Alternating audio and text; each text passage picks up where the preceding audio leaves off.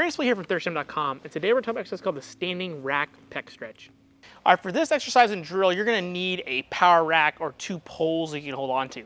And what we're going to do is we're going to stretch out our pecs, our chest muscles with this, and the rack just works great because we can do both together. So we're going to take my palms, place them up against the rack. I personally recommend a staggered stance. You could do this with both of your feet even if you like, but the staggered stance lets you keep your pelvis underneath you a little bit more and your ribs down. So I'm going to talk about some mistakes here that we see when people do this exercise.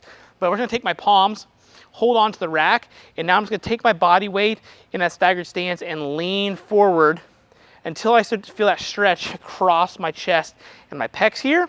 And once I start to feel a little bit of tension there, then I'm going to do is inhale through my nose, exhale through my mouth, and relax and kind of lean into it. In through your nose, out through your mouth, relax. So notice I'm staying forward in the exercise. I can also bring my hands up, and that's going to let me focus a little bit more there on that stretch, and as I open up a little bit, I can kind of continue to do that. I'm pretty short, I got short arms, so I can't go up super high.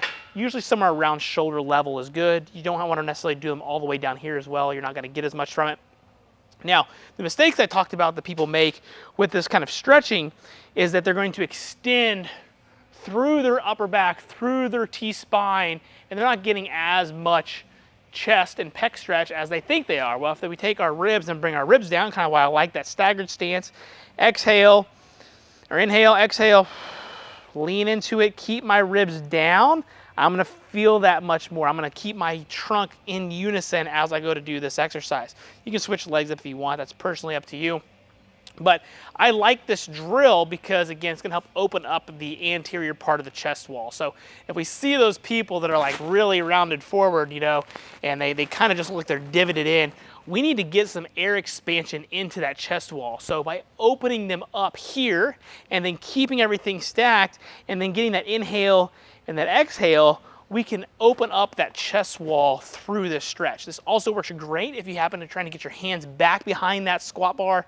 You got terrible shoulder mobility, you're dealing with some elbow, wrist, shoulder issues from your back squat. This is a great way to open that up either during your squats, before your squats, after your squats, all great things there.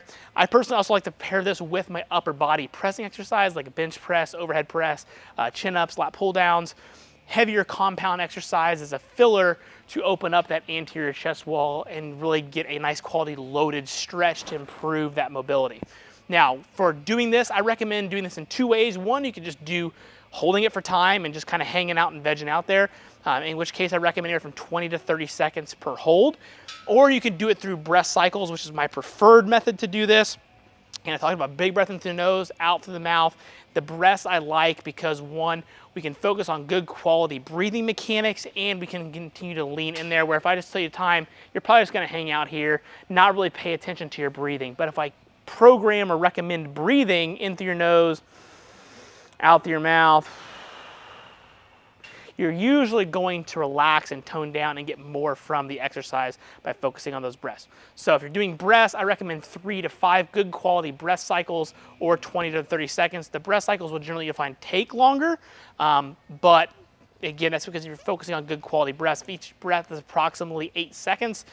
Breath cycle anyways, that's 24 to 40 seconds. We're pretty close in that range, right? So again, great mobility exercise, highly underrated because you don't really need a whole lot, and chances are you're already in the power rack, you're going to be able to benefit from this. If you got any questions, let me know in the comment section below.